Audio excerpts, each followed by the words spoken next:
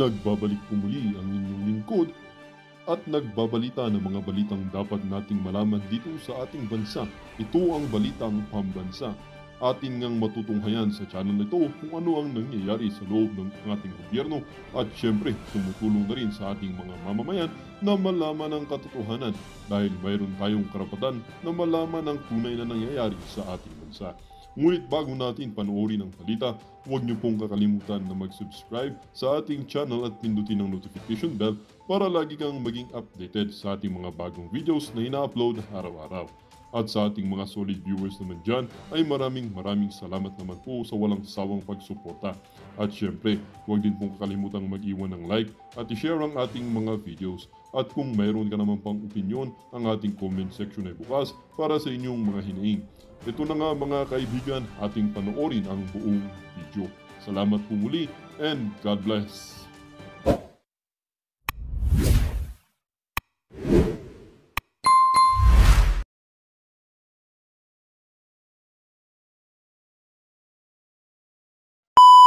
Na to.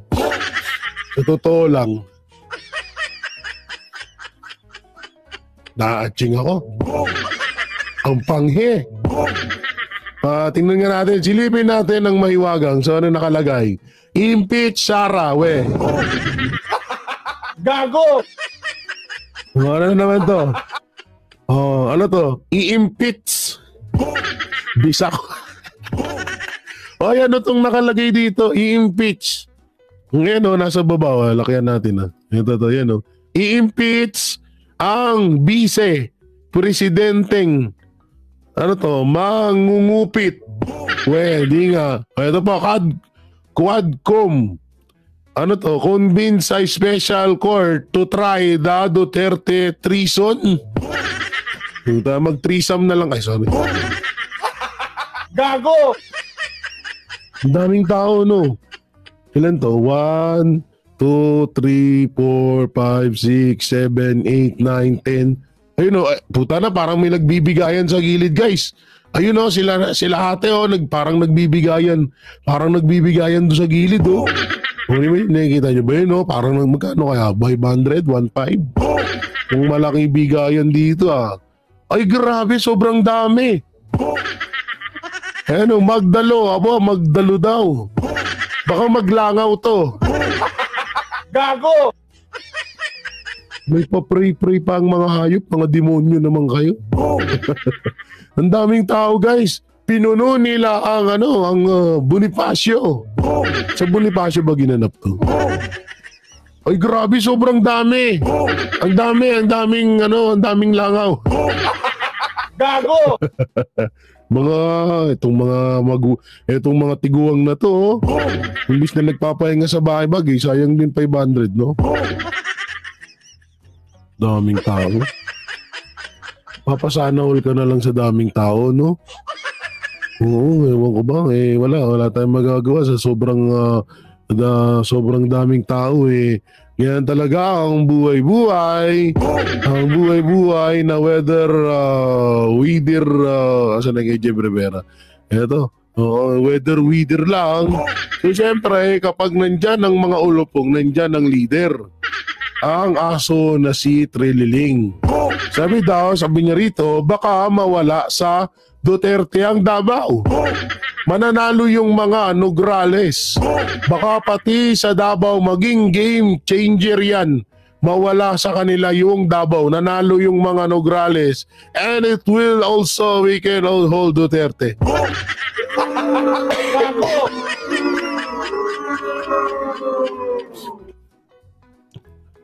Trillanes, tama ka na. Masyado ka ng pagod. Magpahinga ka kahit minsan. Masyado ka ng pagod. Nakakawa na kami sa'yo. Umumukha ka ng tanga, oh. Bobo lang no? Walang alam talaga to si Trillanes kahit kailan. Kailan ba nanalo ang Nograles sa Davao?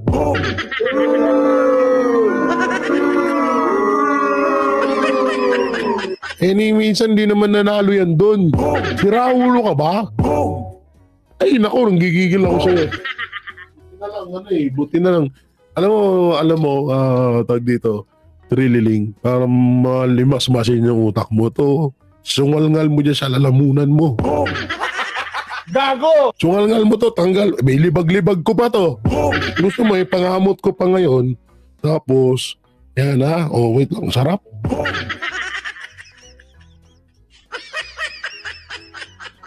Wait lang, doon sa bandang puwet. Maganda rito sa bandang puwet eh. Oh. Tapos sungal-ngal mo sa bunganga mo para kahit pa paano tuminutin yan. Ito lang kadala-dala itong taka. Kailan kaya makukulong? Ang tagal ng ano nito, ang tagal ng ito kapatid data to ni Trililing eh. Ito yung isang lalaki, na pumatay ng 3 katao, yan palaganapin pa ang druga, ang pulburon sa Pilipinas. Ang hirap talaga pag nagmamahal lang, pag nagmumura ang pulburon, no? Bali-balita rito ngayon, 250, lowest 250 na ngayon. Oo, lowest 250 na daw. Wala tayong magagawa dyan. Dito nga may ito, speaking of ano, asan na yan? Nauubo ako. Asan na yan? Wait lang ha, hanapin ko ha, dito yun eh. Asan na yan? Nandito yun eh. Ito. Asan na yun? Oy. Asan na yun? Ito. Asan yung sinasabi ni mga PNP, no? Wala na rito. Oh.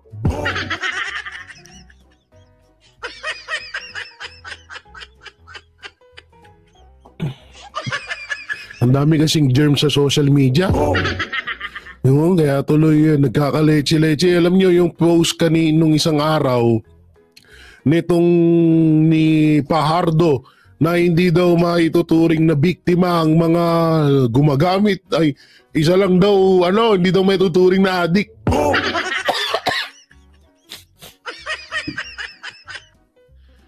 Nakakatuwa dito kasi nga itong mga leader ng PNP ay hindi daw may tuturing na adik ang mga gumagamit ng pulburon. Ito daw ay masasabing biktima.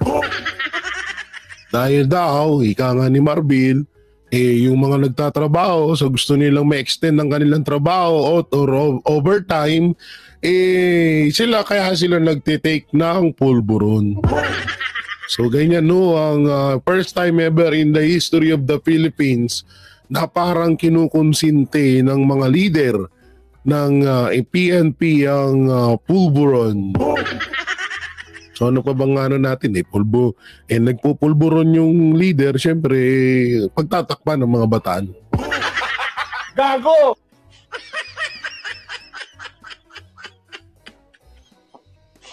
Ito ba yung isang rally na naganap disbarment kay Duterte, panoorin. Dinudulog po natin ito sa ating mga mahal na hukundo. Sila na po ang may discretion po kung ano po yung ibibigay nila na karampatang penalty habang tumatakbo po itong kasong final natin. Nananawagan din kami na isuspend, sana yung lisensya habang pending yung aming case against kay Pangulong Duterte.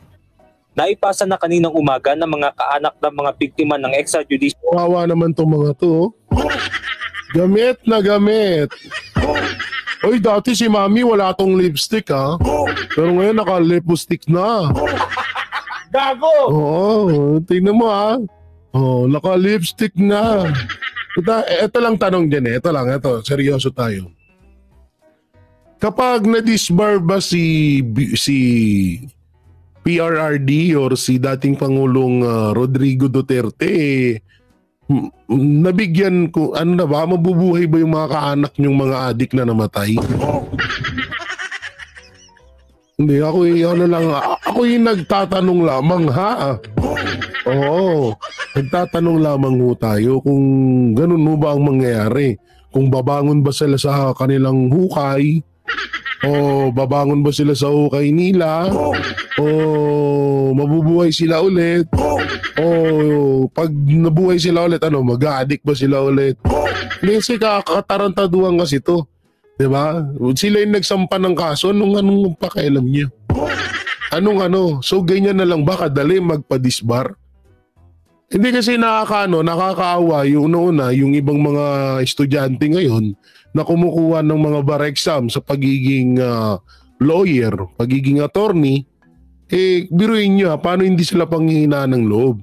Kung sa ganitong katik-katiting na dahilan, ay wala namang patunay na, sabi nga ni PRD, magsampa kayo ng kaso sa akin kung may nagawa ba akong kasalanan. Hanggang ngayon wala naman. Ang pinakamasaklap pa dito is binibigyan ng negative impact yung mga kabataan na nag-aaral bilang lawyer ngayon. Yun yung dulo to nito kasi biruin mo, kung sa ganitong kadali lang magpapadisbar ka, ikawawa naman yung mga kabataan na nagpupursige, ilang taon silang nagsunog ng kilay para lang makuha yung kurso na yan, tapos kayo napakadali nyo lang ipadisbar. Pag galit kayo sa tao, ipapadisbar nyo. Ganun ba yon? Ganun ba yung dapat naming isipin? Hindi rin hindi rin pwede yung mga ganyang galawan. Kasi galit kayo sa Duterte dahil namatay yung mga kamag-anak nyo dahil adik. So sa madaling salita, ipapadisbar nyo yung isang tao dahil dahil sa kamag-anak nyong adik. Sa kamag-anak nyong pusher. Gago! Ganun ba yung gusto nyo ipaiwatig sa amin? Official killings at ng mga human rights advocate sa Supreme Court ang disbarment complaint laban kay dating Pangulong Rodrigo Duterte. Kung kaya humihilig ang mga ito na suspindihin mo. Kawawa naman si nanay, gamit na gamit.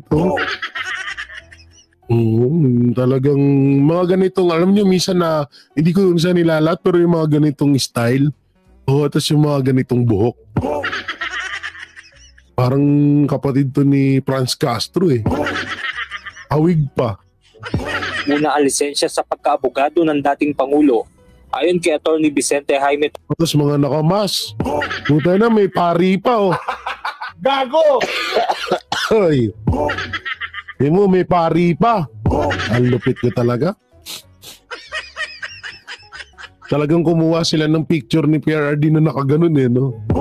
Yung iba nakamas ay magpakita Topacio, may mga nalabag umano sa Code of Professional Responsibility ng isang abogado si Duterte. Kabilang dito ang ginawang pagmumura, pag-amin sa umunoy pagpatay, pambabastos sa kababaihan noong nasa House Quadruple Committee hearing at pagpresenta nito na maging abogado ni Vice President Sara Duterte. Alam mo, napaka-stricto nga ng canon, sabi ko sa inyo, na hindi lang siya basta during or while practicing yung law. Sir Jay, ano bang may magiging impact nito kay BP Sara? Or ano bang magiging impact nito kay PRRD? Wala namang magiging impact to. May edad na si PRRD. Kung halimbawa, alam naman natin kung gaano kalakas ang administrasyon ngayon at itong mga to, na pwede talaga nilang maging yung baluktot, pwede nilang ituwid yun. Yung tuwid, pwede nilang gawing baluktot yun. Ganun sila kalupit ngayon. So, para sa akin, hindi naman big deal talaga to. Naging big deal lang to kasi nga, lumabas nga dito sa balita na isa sa mga nakita nila, kaya nila ipapadisbar si PRRD dahil tatayo si PRRD bilang abogado ni Vice President Sara Duterte. So doon kasi parang pinapaiwatig nila dito na natatakot sila na maging abogado ni Vice President Sara Duterte itong si PRRD.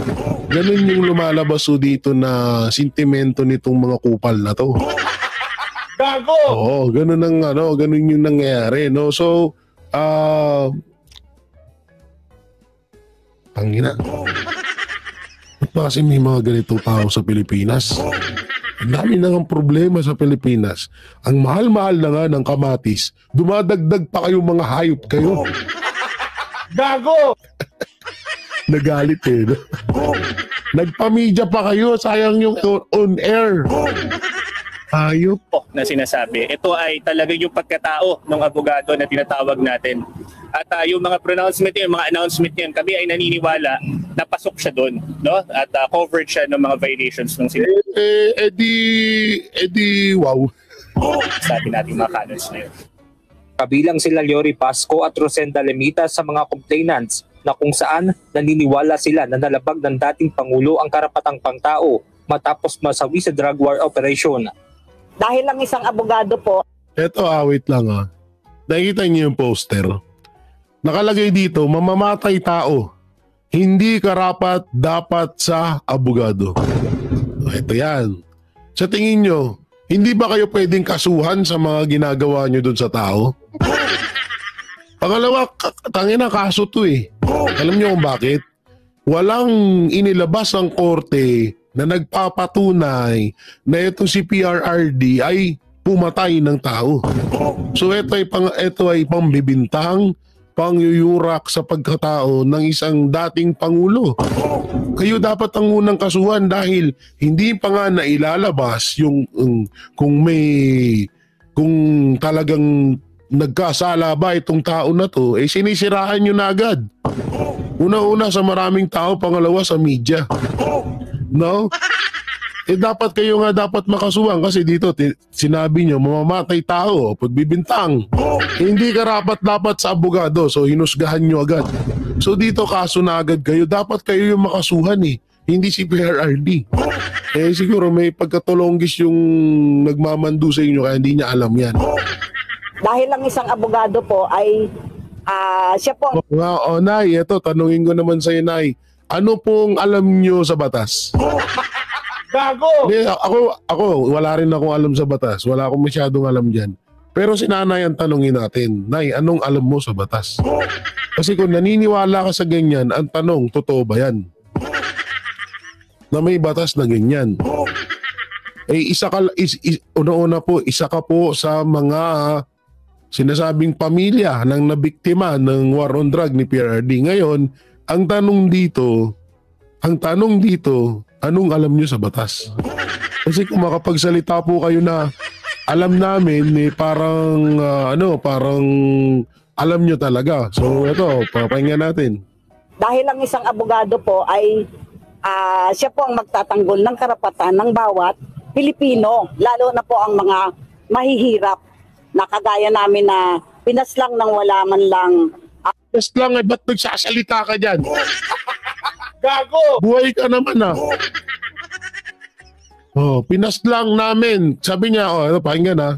Nakagaya namin na pinaslang ng wala. Kagaya namin na pinaslang na walang kalaban-laban. Buta na ba't buhay ka pa? Gago! Ba't buhay ka pa? Ano ka, immortal? Pinaslang kami ng walang kalaban-laban. Lalo na po ang mga mahihirap na kagaya namin na pinaslang ng wala man lang proseso hanggang sa ngayon. Bilang mga biktima, Pinaslang ng walang proseso. Ay, so ibig sabihin ng pagpatay ngayon to the process na pala. Gago! Bisa na ayusin yung script nyo. Ang pangit. Wala sa hulog. Hindi nyo masyadong tinandaan yung mga line. Naku po. O, ito si nanay, nagbabasa pa oh. Mukhang may binabasa sa cellphone. Nandun na tayong script. O, play oh. Lights, camera, in action. malinaw na salungat sa prinsipyo ng karapatang pantao ang kanyang mga ginagawa at ginawa. Oh, wow, palakpakan. Naka-script nga. Oh, ang galing. Ang karapatan ng mga mamayan ang siyang dapat nananaig sa ilalim ng batas. Oh. Ang mga salitang binibitawan ni Duterte ay patunay na wala siyang paggalang dito. Oh, Para naman kay Cristina Palabay, ayoko dyan. Hindi natin panoorin. Asawa ni Shrek.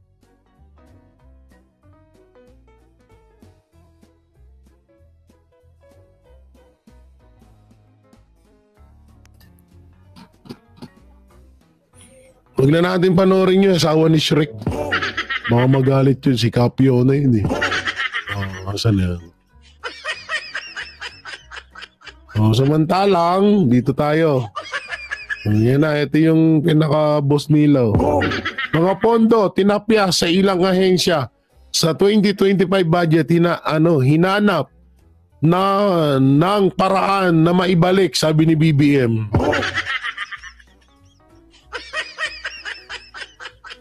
Patawarin niyo ako. Patawarin niyo ako, magkakasala na naman ako.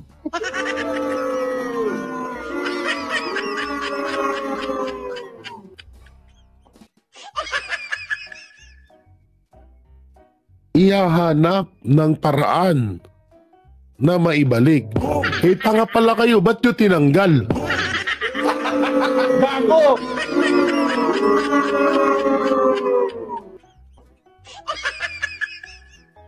Buoplax? Bakit nyo tinanggal? Eh, tas ngayon, mag-aaksaya kayo ng oras para maibalik. Hindi nyo muna pinag-aralan bago nyo tanggalin doon sa isang ahensya yung budget nila? Ganun na ba kayo? Ganun na ba kayo katanga?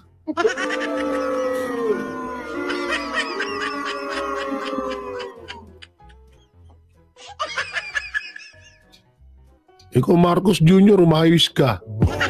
Nanggigigil ako sa'yo. Ginagawa mo na naman kaming tanga eh. Isipin mo. Babasahin ko ha. Mga pondo. Tinapyas. Sa ilang ahensya. Sa 2025 budget. Tapos, nung tinapyas, eto na yung napag-isip-isip niya. Hinahanapan na ng paraan na maibalik ni PBBM. Gago! Doon pa lang sa pagtapyas ng pondo, bakit hindi nyo yan pinag-aralan? Bakit hindi nyo yan, ba't hindi nyo yan pinag-aralan lahat dyan? Sana bago nyo tapyasin sa isang ahensya, yung pondo na yun, pinag-aralan nyo muna. Alak ng teting dito, pinapaikot-ikot nyo lang kami. Hinahanapan ng paraan na maibalik. Tanginang yan. Sino ba namang tanga? Tinapyasan mo yung pondo nun. Tapos ngayon ibabalik mo. So ibig sabihin, lumalabas dito na hindi nyo pinag-aralan. Basta nyo lang tinanggalan ng pondo yung isang ahensya. Dito ba mga barateros, i-correct nyo ako kung mali ba ako, kung tama. Isipin nyo, pondo. Tinapyasan ng ang ilang ahensya. Tapos ngayon, hinahanapan ng paraan para maibalik. Anong klaseng gagaguhan to? O panoorin natin. The reason that we are doing this is inuwanan natin lahat upang ibaba ang presyo ng bigas. Ngunit, the market is not being allowed to work properly. Hindi nasusundan ang demand and supply curve dahil hanggang ngayon umayos ka nga, likot-likot mo. Gago! Contenting to, para kang kumakadyot habang nagsasalita eh. Isin mo. Play ulit. the reason that we are doing this is kinuha na natin lahat upang ibaba ang presyo ng bigas. Ngunit the market is not being allowed to work properly. Wow. Hindi nasusundan ang demand and supply curve dahil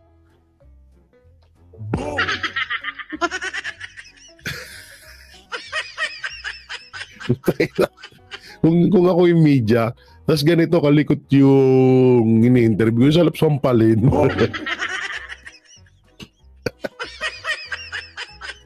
Ganun hindi siya mapakali. Hindi natin ang ating supplier.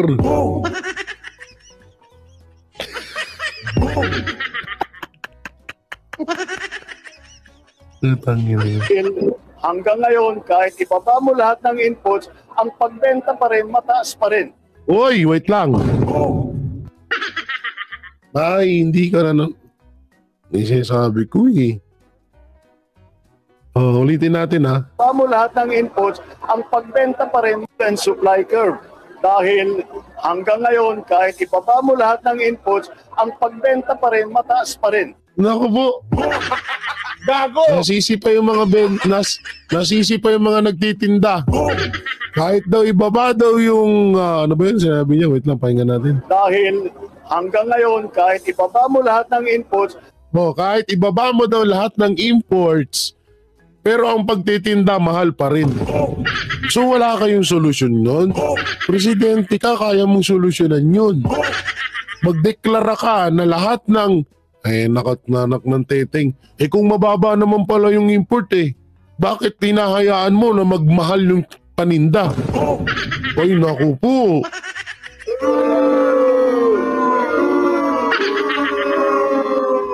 Presidente ka, Marcos. Hindi ka mayor.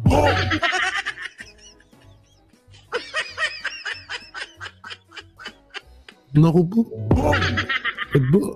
Ba't ba binigyan tayo ng ganitong presidente?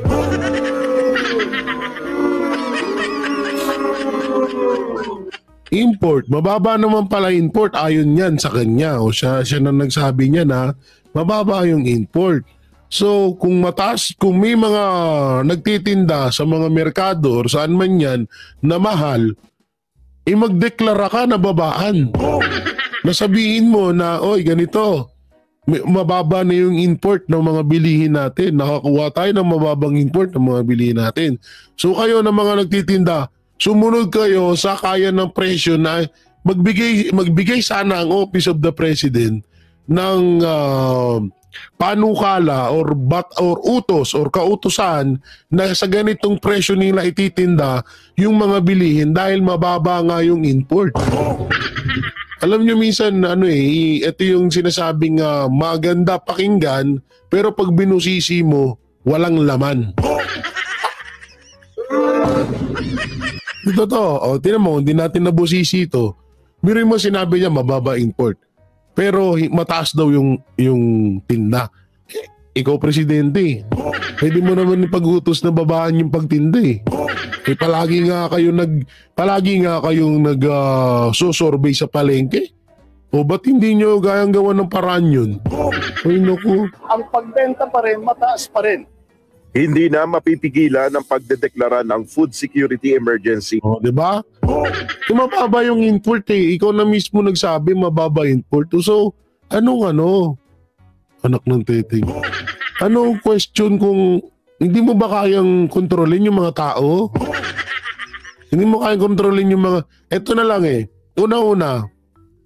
Kasi ang gustong palabasin dito ni Marcos Jr.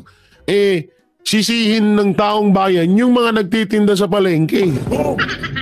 Iyang mga yan, hindi naman yung 100 tumpok tamban pala. Oo nga, tumpok nga. Nung nagtitinda ako dati ng isda, 20 tumpok Ngayon, 100 na.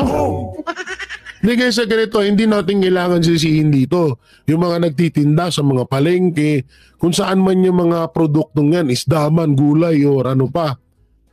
Alam nyo, magbababa naman ng mga presyo yung mga yan kung mababa rin ang kuha ng import. Halimbawa, mababa kuha nila, hindi mo magbababa sila ng presyo. Ngayon, kung hindi ma-maintain yung pagtaas ng presyo, magdeklara ka. Ikaw presidente. Kung ako presidente, di ako nagdeklara. Sabihin na naman ng basher dyan, ang galing mo magsalita, hindi ka kasi presidente. Gago ka pala sinabi niya na mismo na mababa import. So, may posibilidad at pwedeng mangyari na babaan din yung tinda. Ganun lang yun, tanga. Tulunggis ang buti. Ayon kay Pangulong Ferdinand Marcos Jr., ginawa na ng gobyerno ang lahat upang mapababa ang presyo ng bigas, ngunit mataas pa rin ang halaga nito sa merkado. Kaya naman... Tanginang yan. Ba't kaya ganito to si Marcos? Ito nung pumunta to ng Tacloban, sinisi niya ang dalawang presidente. Si Noynoy Aquino tsaka si Rodrigo Roa Duterte. Na kesyo, hindi daw 100% pa ang nagagawa sa Tacloban sa nangyaring sakuna sa Yolanda nung Yolanda. Ang hirap lang magsalita Ang hilig niya manisi, no? O ngayon, yung mga vendor ang sinisisi niya. Kasi daw hindi daw mapigilan ng pagtaas ng pagbenta. Magdeklara nga kayo. Nasa batas naman yan At nasa inyo naman yung kapangyarihan na magdeklara kayo na yung mga nagtitinda sa sa palengke, magbaba na ng presyo kasi nga sabi mismo ni Bongbong ito sa interview na to na mababa yung import. So kung mababa naman pala yung import ng mga produktong yan or prutas, gulay, karne, isda, natural na magbababa yung mga tinda. Ngayon kung nagmamatigas sila, magpaulit-ulit na eh. Magdeklara kayo na magbaba ng presyo sila, mababa na import, ba't mataas pa sila magtinda? Kaso sila dyan. Ewan mo ba rito? Mapipilitan niya ang pamahalaan na gumawa na ng hakbang na tiyak na makapagpapababa sa presyo ng bigas. Puta na, 3 years ka na, ngayon nga palang napag-isip na gagawa ng hakbang? Gago!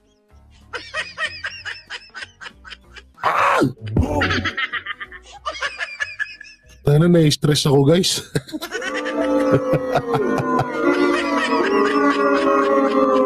Na-stress ako.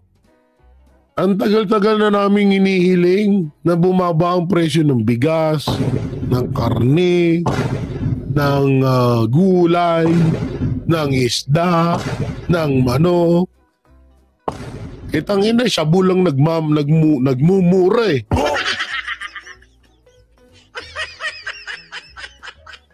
Anak ng teteng naman. Tapos ngayon,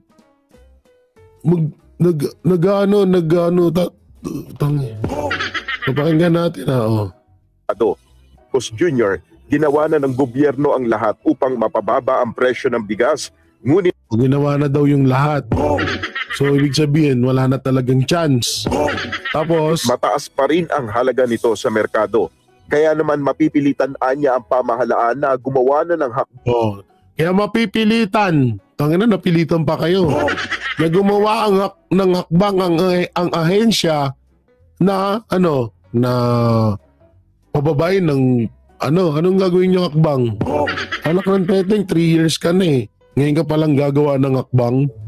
Tapos next year, doon pa lang yung pinaka, pagtapos ng termino mo, yun na yung pinaka last update doon sa, yun yung pinaka huling desisyon sa pagbaba ng presyo ng mga bilihin sa Pilipinas. Anak ng teteng naman.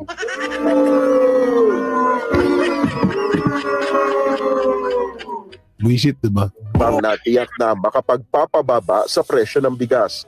Isa na nga rito ay ang pagdedeklara ng food security emergency na posibleng ideklara sa susunod na linggo. And so we have to force that price down and we have to make sure that the market works properly. Na walang friction cost na nangyayari dahil sa sari-sari iba't ibang bagay at yung iba ito illegal kaya ito nang iniimbestigahan ngayon ng Kongreso. Sa ilalim ng bagong naisabatas na Agricultural Tarification Act, ang Department of Agriculture sa rekomendasyon ng National Price Coordinating Council ay maaaring magdeklara ng food security emergency upang masolusyonan ang kakulangan ng supply o hindi pangkaraniwang pagtaas ng halaga ng bigas. Dahil sa food security emergency, papayagan ang National Food Authority na ilabas nito ang mga nakaimbak na bigas sa merkado. Samantala, inilarawan naman ng Pangulo ang 2025 national budget na suboptimal o mababa sa kinakailangan ng gobyerno. Perhaps the budget as was passed, you could describe it as suboptimal, but we are remedying that situation. Ayon kay Pangulong Marcos Jr., ilang mga sektor na may kakulangan ng pondo ang hinahanapan na ng paraan ng gobyerno upang mapunan. Ito ay upang maiwasan na rin na malaking problemang maaaring idulot ng kawalan ng budget. Panginang yan.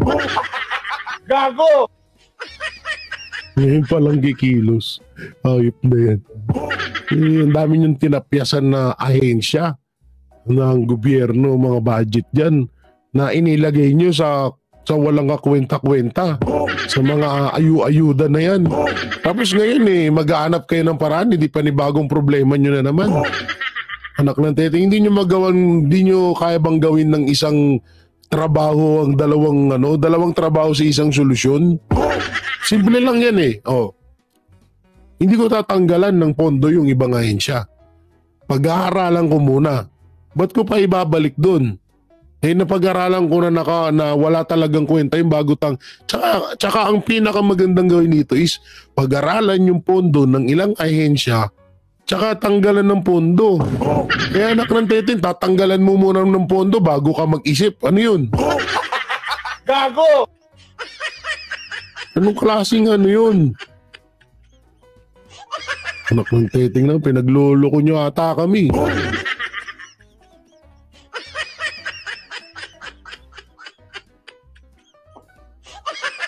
No, ito pa isang nakakabwisit na balita. PBBM muling nagpanggap. Ha? PBBM muling nagpanggap. Nireject daw ha. Ayaw ng presidente ang impeachment. Pero yung mga iba doon, yung mga bataan niya, tuloy-tuloy. Kanino kami maniniwala? Marcos, please stand up. Gago! But I still think that now, even if Congress is mandated to process this, Congress doesn't have, the House doesn't have a choice, and the Senate doesn't have a choice once these impeachment complaints are filed. But I don't think that now is the time to go through that. Muling tinanggihan ni Pangulong Ferdinand Marcos Jr. ang ideyang pagpapatalsik kay Vice President Sara Duterte. Ayon sa Pangulo, tama ang pananaw ni Chief Presidential Legal Counsel Juan Ponce Enrile na hindi makatutulong sa bansa ang ganitong hakbang. Sa social media post ni JPE, kinwestiyon nito kung kaya bang amyendahan ng isang religious organization ang konstitusyon o suspindihin ang mga probisyon nito sa pamamagitan ng dami ng kanilang miyembro o kung nakahanda ba ang gobyerno na isakripisyo ang rule of law para sa isang tao o grupo ng mga tao. Iginiit ni Enrile na legal na proseso ang impeachment batay sa konstitusyon at malaking pinsala ito kung susundin ang lohika sa ginawang rally ng isang religious group. Well, JP is one of our best legal thinkers in the country. And he is right. There is a consequence to. There will be a precedence, and it will be very problematic. Naniniwala naman ang dating Presidential Legal Counsel ng Duterte administration na sa kabila ng tila mabagal na pag-usad ng mga reklamo laban kay VP Sara, isusulong pa rin sa Kamara ang mga hakbang upang mapatalsik ang Vice Presidente. Tuloy, kaya lang yun. Medyo i-postpone muna natin. Postpone. Hindi mo sabi nila. Pero yung pinsala kasi takot yata na gano'ng katagal? Baka naman 2027 na. Kaya sila tutuloy nila yan. Unless there will be a change of present dispensation. Duda naman ni House Deputy Minority Leader at ACT Teachers Party List. Yung iba talaga dyan, alam nyo, aminin nyo sa hindi, takot talaga din sila. Kasi siyempre, katulad yung ibang mga congressman dyan, siyempre, nabawasan, wala na nga sa kanila ang KOJC. Wala na sa kanila ang INC. Ang boboto na lang sa kanila, NPA. So saan sila kukuha ng boto? Depende na lang kung yung sa COMELEC magkatotoo yung panaginip ko na yung mga balota doon yun ang gagamitin sa pandaraya. Depende na lang, panaginip lang naman yun, malabo naman magkatotoo yun, no? Diba? So, yung iba talaga medyo medyo takot kasi nga magbubutuan. So, apektado din sila. Kaya tama naman din yung sinasabi ni Attorney Sal Panelo na medyo nag-aalangan yung iba dyan at kukunti lang talagang susuporta dyan. Is Representative Franz Castro. Ito naman si Franz Castro. Ito, yan, kamukha niya kanina nagrarally dun. Ano. Kaya medyo ilag ako sa mga ganyang hairstyle. Naalala ko si Franz . So ito naman si Franz Castro, isa din tong tinatawag na puppet. Alam niyo ito yung ito yung pangako. Nakikita ko ito yung pangako sa kanila na ganito, nakipagsanib puwersa kayo sa amin. Kasi first time in history na nagkabate ang Pulangaw at ang Dilawang Tae. Pares silang mabaho eh. Pulangaw, yung mga langaw yun. Eto, mga tae. So ngayon, nagsanib puwersa na sila. Oo, di ba? So, etong si malamang yan ang pangako. Sige, ganito, hayaan namin kayo sa gusto nyong gawin. I-impeach nyo si Sara, durugin nyo si Sara. Pagtulungan natin si Sara, bahala kayo. Pa-approve natin yung impeachment na yan. Ngayon, eto dyan. Kaya itong si Marcos, tinatawag na sala sa init, sala sa lamig. Siyempre, lagi namang technique niya na yan eh.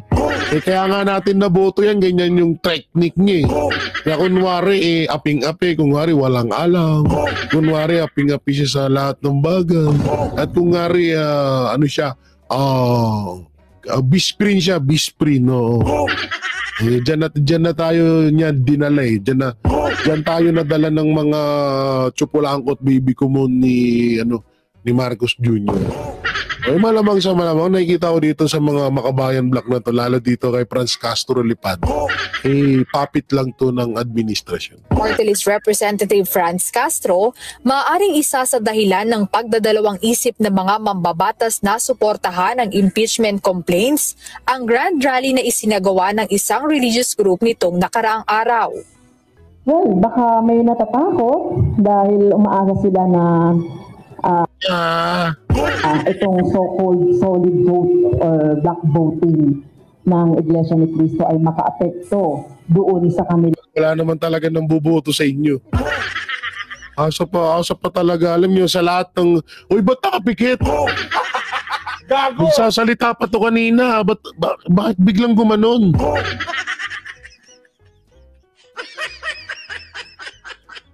Hala, kanina lakas-lakas pa nito ah.